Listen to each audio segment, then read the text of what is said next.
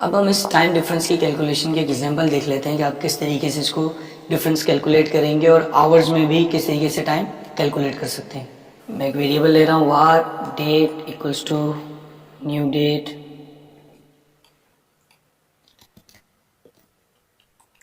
जुलाई 14 2019 11 12 15 और एक और डेट लेते हैं जुलाई 17। बाकी सब सारा टाइम सेम रहने देते हैं।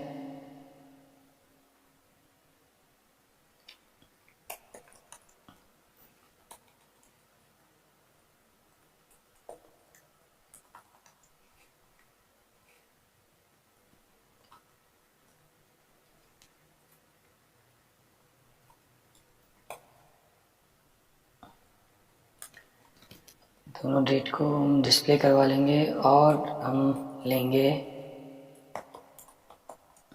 Time diff date 1 dot get time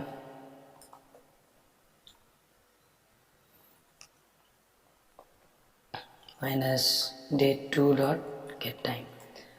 अब प्रॉब्लम यह है कि अगर मैंने गेट डेट 2 जो है वो हायर डेट है, बाद की डेट है, तो नेगेटिव में डिफरेंस आएगा। अब हमें डिफरेंस निकालना है तो जो डेट बड़ी डेट होगी उसको हम पहले रखेंगे ताकि पॉजिटिव नंबर आए।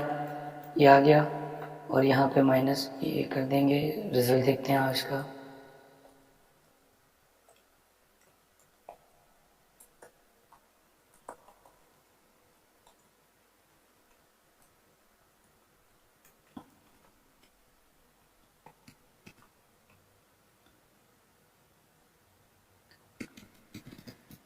ये डेट आ रही है फर्स्ट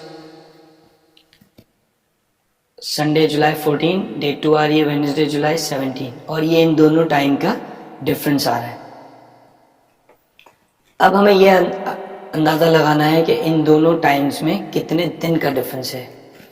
तो पहले मुझे वो टाइम चाहिए कि एक दिन में कितने मिली सेकेंड्स होते हैं। तो उसका अंदाज़ा इस तरीके से लगाया जा सकता है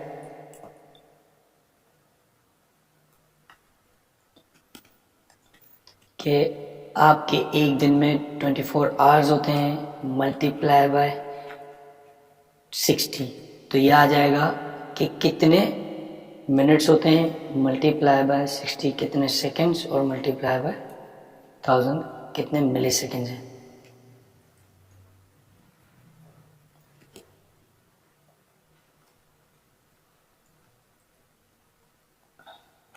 इसका आउटपुट देखते हैं।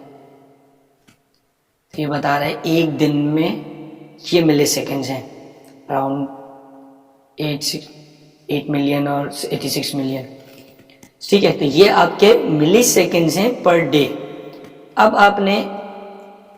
आपके पास जो मिली सेकेंड्स आए थे डिफरेंस के कितने मिली सेकेंड्स हैं जुलाई 17 और जुलाई 14 के दरमियान, उसको आप डिवाइड कर देंगे एक दिन के टाइम डिफरेंस से, तो आपके पास टाइम आ जाएगा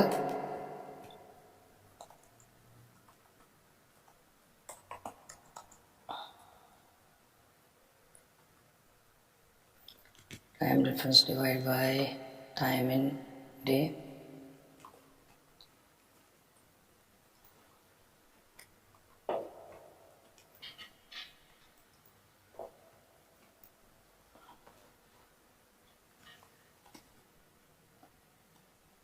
इसने आपको रिटर्न कर दिया 3, यानी कि 3 दिन का डिफरेंस मौजूद है।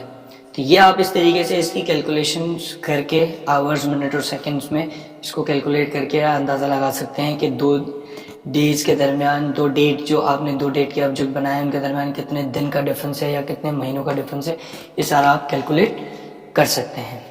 फंक्शंस जावास्क्रिप्ट में या किसी भी प्रोग्रामिंग लैंग्वेज का एक इम्पॉर्टेंट एलिमेंट है। जब आप प्रोग्रामिंग करते हैं, कोई कोड लिखते हैं, तो कोड आपकी फाइल में प्रोसीजरल वे में लिखा होता है, लाइन बाय लाइन सारा कोड लाइंस लिखी हुई है। हर लाइन 1 बाय 1 एग्जीक्यूट होना शुरू होती है जब वो कोड इंटरप्रेटर को मिलता है। जब वो कोड एग्जीक्यूट हो रहा होता है लाइन बाय लाइन, तो इसका मतलब ये कि एक कोड जो एग्जीक्यूट हो गया, जो इंटरप्रेटर जिससे गुजर गया, वो कोड अब दोबारा एग्जीक्यूट नहीं होगा, वो गुजर चुका है।